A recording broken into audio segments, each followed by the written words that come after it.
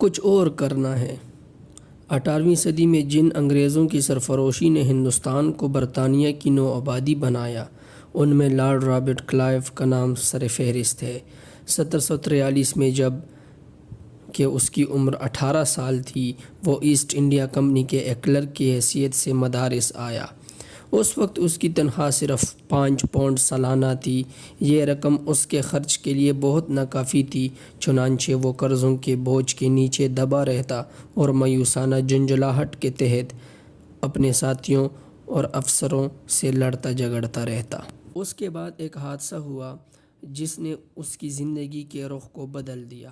اس نے اپنی زندگی کو ختم کرنے کے لیے ایک روز بھرا ہوا پستول لیا اور اپنے سر کے اوپر رکھ کر اس کی لبلبی دبا دی، مگر اس کو سخت حیرت ہوئی جب اس نے دیکھا کہ اس کا پستول نہیں چلا ہے۔ اس نے پستول کھول کر دیکھا تو وہ گولیوں سے بھرا ہوا تھا۔ اپنے ارادے کی حد تک اپنے آپ کو ہلاک کر لینے کے باوجود بدستور زندہ حالت میں موجود تھا۔ یہ بڑا عجیب واقعہ تھا۔ رابرٹ کلائیو اس کو دیکھ کر چلا اٹھا، خدا نے یقیناً تم کو کسی اہم کام کے لیے محفوظ رکھا ہے۔ اس نے کلرکی چھوڑ دی اور انگریزی فرم میں بھرتی ہو گیا۔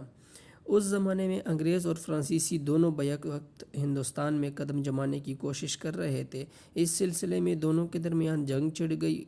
اس جنگ میں رابرٹ کلائیو نے غیر معمولی صلاحیت اور بہادری کا ثبوت دیا۔ اس کے بعد اس نے ترقی کی اور اس کو انگریزی فوج میں کمانڈر ان چیف کی حیثیت حاصل ہو گئی۔ جس کلائیو نے مایوس ہو کر خود اپنے ہاتھ سے اپنے اوپر پستول چلا لیا تھا، اسی کو اس کے بعد یہ مقام ملا کہ برطانیہ کی تاریخ اس کو ہندوستان کے اولین فاتح کی حیثیت سے لکھا گیا۔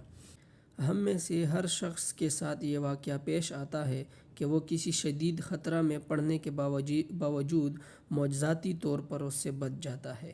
تاہم بہت کم لوگ ہیں جو رابرٹ کلائیو کی طرح اس سے سبق لیتے ہیں، جو اس طرح کے واقعات میں قدرت کا یہ اشارہ پڑھ لیتے ہوں کہ ابھی تمہارا وقت نہیں آیا، ابھی دنیا میں تم کو اپنے حصے کا کام کرنا باقی ہے، یا تم نے اپنے حصے کا کام کرنا ہے۔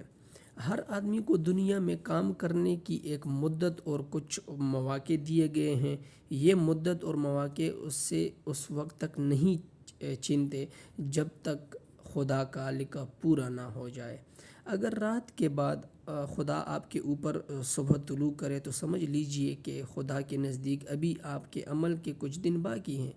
اگر آپ حادثات کی اس دنیا میں اپنی زندگی کو بچانے میں کامیاب ہیں تو اس کا مطلب یہ ہے کہ خدا کے منصوبہ کے مطابق آپ کو کچھ اور کرنا ہے اور ابھی آپ نے نہیں کیا۔